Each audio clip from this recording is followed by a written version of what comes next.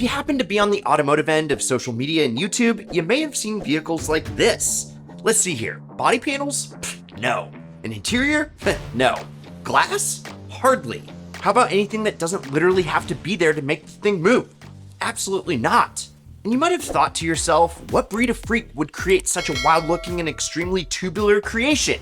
And what even is this monstrosity that I'm currently looking at? Well, in short, these stripped-down, purpose-built machines can be classified as exo cars, the classically homemade, extremely fast, and probably the first ever supercar killers. And they aren't something that just started recently with YouTuber builds and modern magazine features. No, sir. No, sir! This mantra of small, lightweight track toys goes all the way back to the 1950s, with the man in the car that arguably proved the true benefits of power-to-weight ratios. The man, the myth, the legend, Mr. Colin Chapman, and his Lotus 7.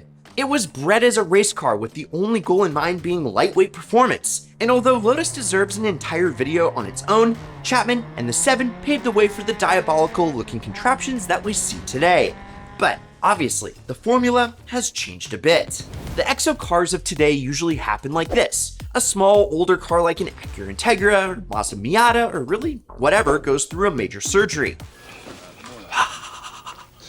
All the body panels, they come off. The interior gets ripped out and a full body cage of metal tubes is crafted and installed around the car. Not to mention, only the essential electronics are allowed to stay. No creature comfort switches or dials are needed. All that matters is the gauges and the engine wiring harness. Sounds comfy, right? Well, that's a trick question. It honestly looks like a death trap. Yep. Yep. Okay. But this is the point, my friends. Taking a regular car and making it beat supercars around the autocross. There has been this underground culture for these exo cars for a super long time.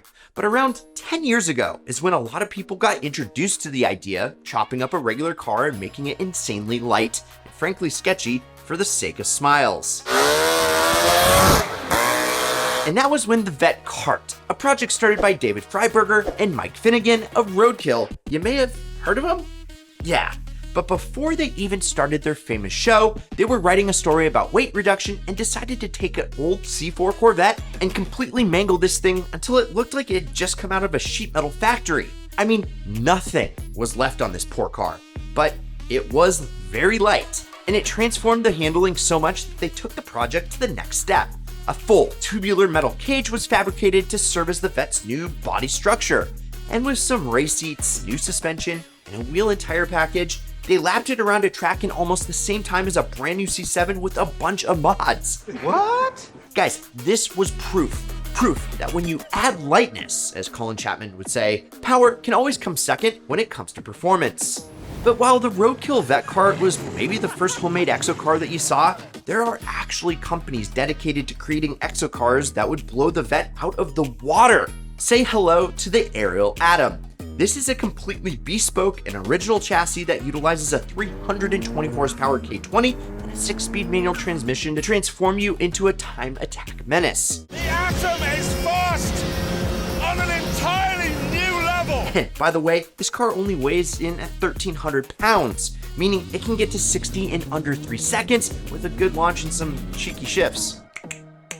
Which, by the way, if you want to check out our brand new Ideal merch, I'll link to it down below. We do have a shirt for saving the manuals. And plus, this Atom is sexy as hell with its arrowhead-looking body style. You're so hot. Excuse me? And while the Ariel Atom is extremely well known amongst enthusiasts, the car has served its purpose in the market as a weekend track toy for rich guys who are willing to spend 80 grand for something that they're only going to use a couple times a year. And the same thing can be said for other cars in this segment as well. Caterham, for example, uses a Lotus 7 derived chassis with a 2-liter Ford Duratec engine that can be ordered in 5 different configurations from 180 horsepowers in the Caterham 7 2000 all the way up to the spicy Caterham 7 620 with its 310 horsepower output. Unfortunately, this is also around an $80,000 option. Then you have something like the BAC Mono R, an alien-looking limited run track day special that admittedly has very sleek bodywork, but serves the same purpose as a modern exo car. You know, extremely lightweight, a cage frame, and the most insanely responsive handling you've ever experienced. Don't forget, this one is a single-seater. So if you're willing to pay the equivalent of 200,000 British pounds, you can have yourself this little mini F1 car. those are all officially manufactured by master mechanics and fabricators in a shop where you can lick the floor. So, what I want you to see are the EXO cars built by Grassroots enthusiasts who make the cars just as quick as those factory-built examples, but for a fraction of the cost. Hell yeah! Check out the work of Crowworks, a small group of fabricators who wanted to create tasteful built EXO cars with some of the most well-known driver cars on the road. This is the M EXO 5, a Miata-based car that looks so freaking cool it should belong in SEMA.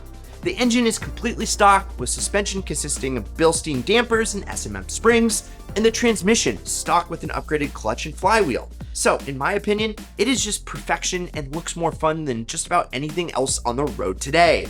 But they also have the Xtegra, which is, yeah, you guessed it, an Acura Integra-based EXO car with a whole new lease on life. Its flashy tubular setup just looks irresistible with that turquoise paint and aggressive styling. Much like the M EXO 5, the engine is stock and the only upgraded part of the drivetrain was a high-flow header. At just shy of 1,400 pounds, which is insanely light, this Integra is, well, the best Integra that Acura never built. Other grassroots builders like Exo and more have continued to keep the EXO segment alive, and more importantly, at a fraction of the cost of what you'd pay for an Ariel Atom or BAC Mono. Something like the Crowworks car or an EXO set from Exo truly doesn't involve much time or money for the buyer. Just purchase a donor car for a few $1,000 like a Miata or an Integra or even an IS300, and pay another 4 to 6K for the transformation, and you can be whipping around in a truly one-of-a-kind machine for only, well, 10 to 15 grand. And of course, there are some other evil geniuses out there that have made some insane one-offs with cars that you might not expect. Gentlemen, I have a plan. I mean, take a look at this. A Lamborghini Huracan nicknamed the Unicorn V3. Not only is it twin turbocharged, but it also looks completely roll-proof too, with that muscular pink cage wrapped around it. Built by Alex Choi, this thing makes any other rear bumper delete supercar look unimaginative at best. Oh, yeah. But, word of warning, if you want to buy or hell, even build one of these EXO cars yourself, it's very important to remember that taking thousands of pounds away from the body structure of a car can make it skittish at best. The drastic change in weight distribution coupled by responsive and grippy suspension make these cars quite a handful to drive on the street or the track. What do you got, Dave?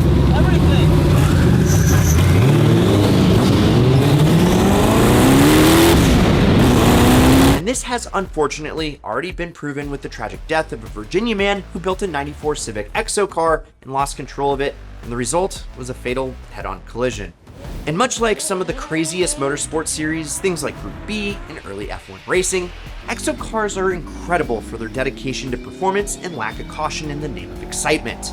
But they also share the danger that these racing series are known very well for. But hey, the Lancia Delta S4 is still cool as hell to me, and so are EXO cars.